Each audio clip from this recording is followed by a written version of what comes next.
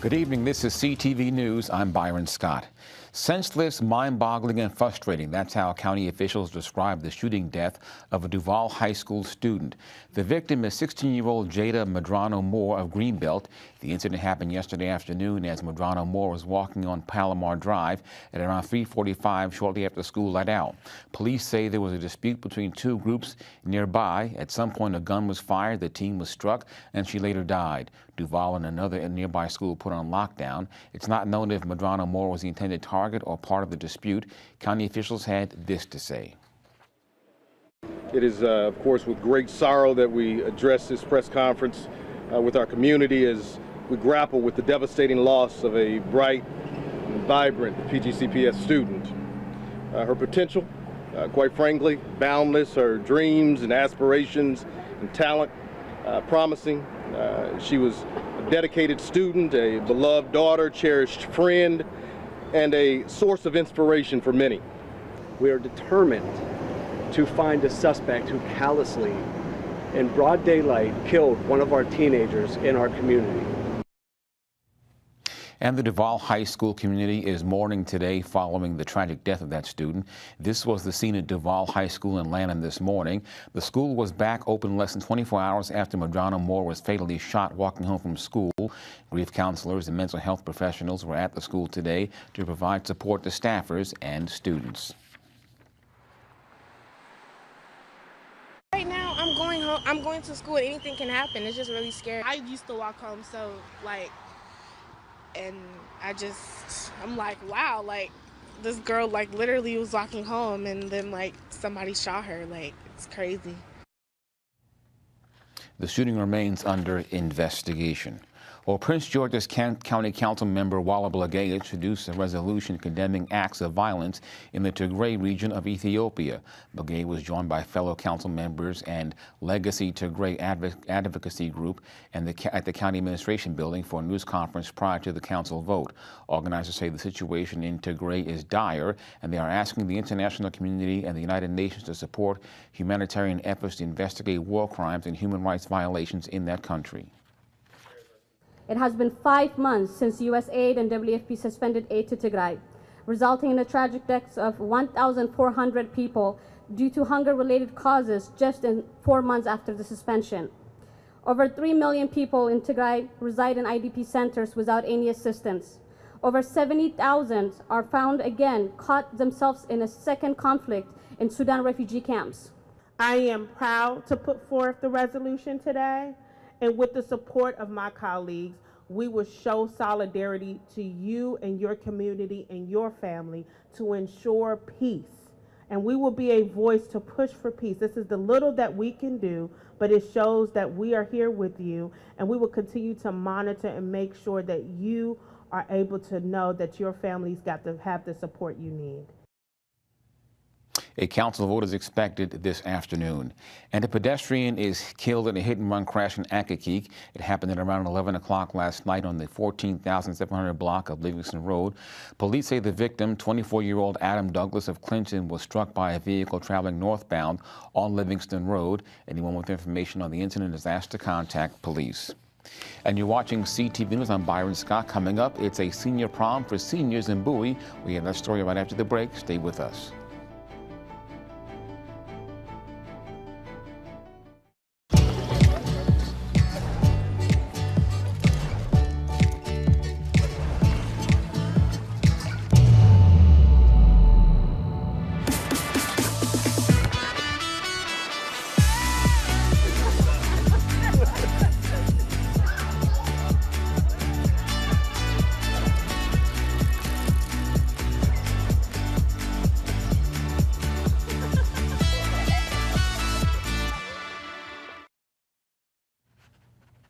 A nationwide rollout of the Pfizer and Moderna vaccines could begin later this week. This after the FDA approves a new round of COVID shots.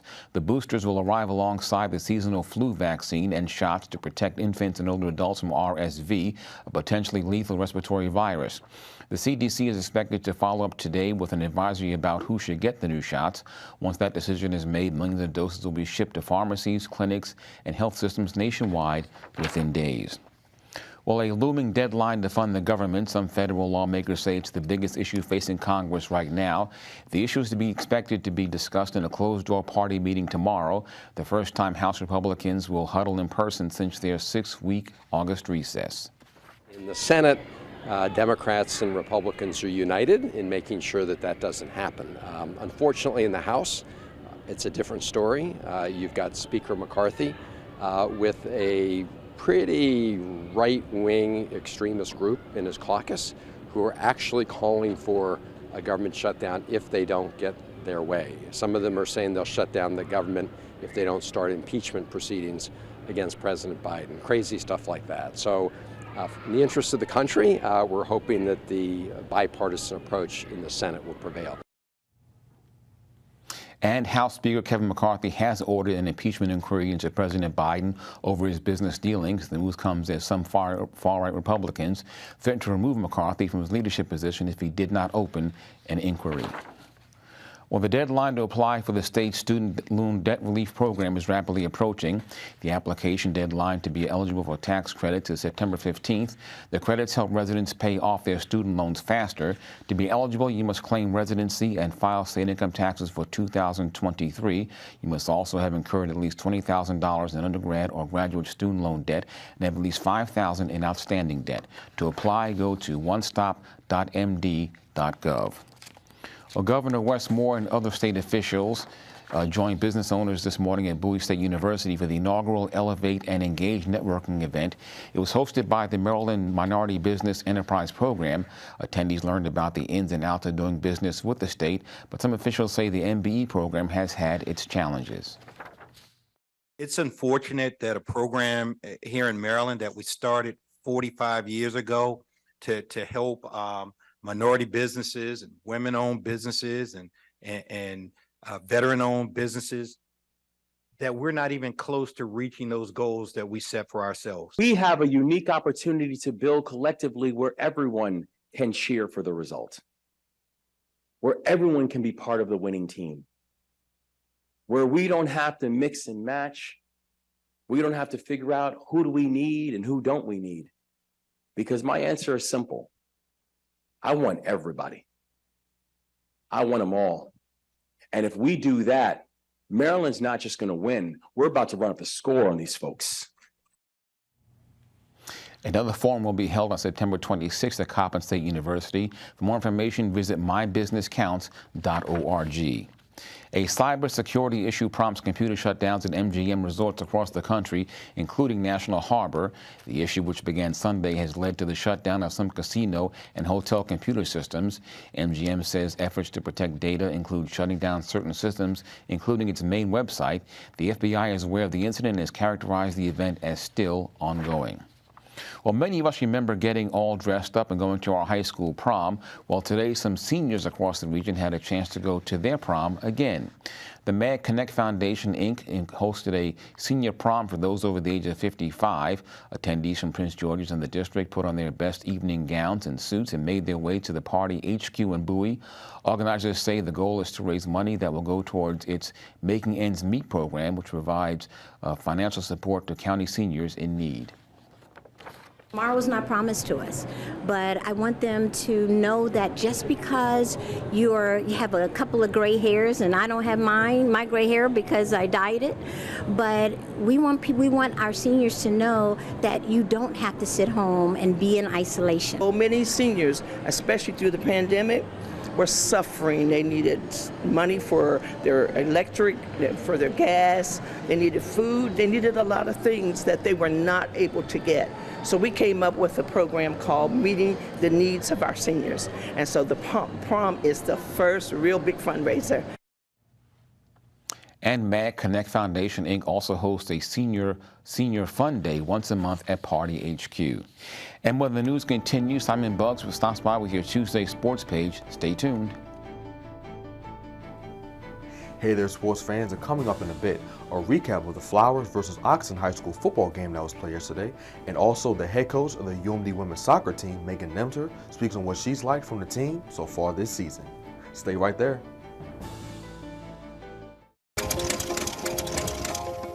Hey boss, the truck just stalled on the tracks. I'm gonna need a tow truck. If stuck on the tracks, don't stay in your vehicle. Instead, get out, get away, and call the number on the blue and white ENS sign. I need to report that my truck is stuck on the tracks. Do you need the crossing number? See tracks, think train. Visit oli.org for more information. And drivers should pack their patience this weekend as crews are expected to make repairs to the Capitol Beltway in Prince George's. The Maryland Department of Transportation will make repairs to the northbound outer loop of the Beltway Bridge over Ritchie Marlboro Road in Largo. Crews will be out this Saturday at around 9 p.m. Lanes are expected to be reopened at 9 a.m. on Sunday. The road repairs are expected to last until September 20th.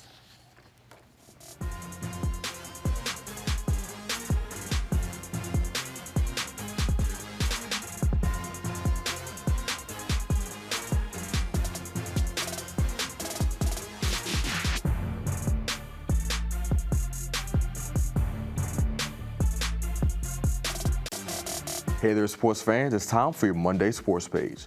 The Flowers High School football team was in action yesterday afternoon in Springdale, taking the field against Oxon Hill High School.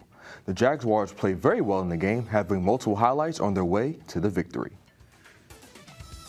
In this first play, Jaguars quarterback Mark Harrison Jr. made a nice throw, completing a pass on the run to receiver Deanna Wyndham that resulted in a touchdown for the Jags.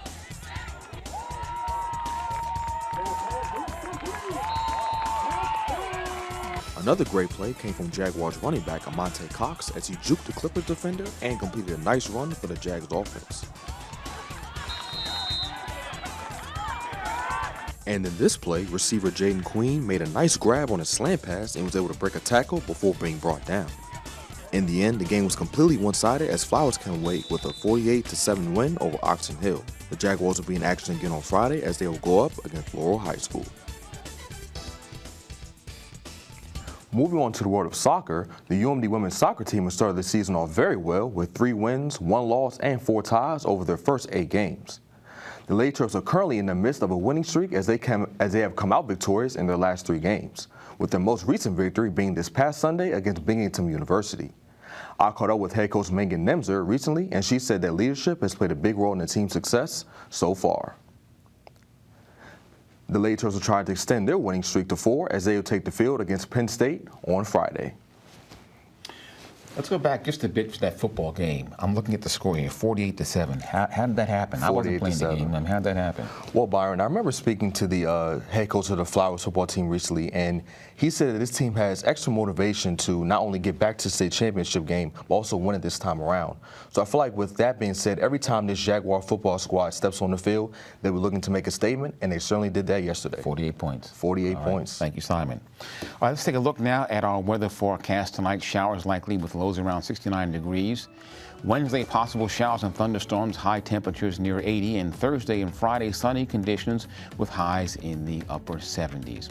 And now for the community calendar. It's called the Slave Dwelling Project, and it's hosting the annual Echoes of the Enslaved. This year's program will feature conversations on the legacy of slavery with an emphasis on freedom, resistance, and the right to vote. There will also be a block party, food, a bonfire, and so much more. The event takes place Saturday, September 16th from noon until 9 in the evening at the Surratt House Museum. For more information, call 301-868-1121. And that's CTV News for now. I'm Byron Scott and Simon Buggs. We'll see you tomorrow.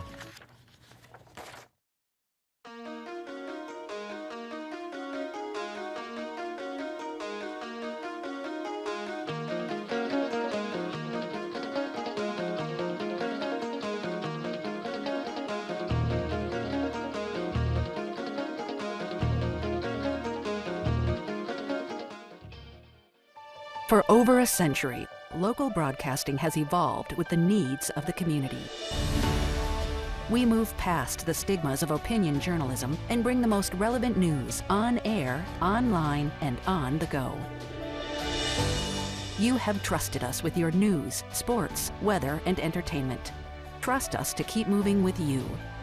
Text TV to 52886 and tell Congress local broadcasting is here to stay.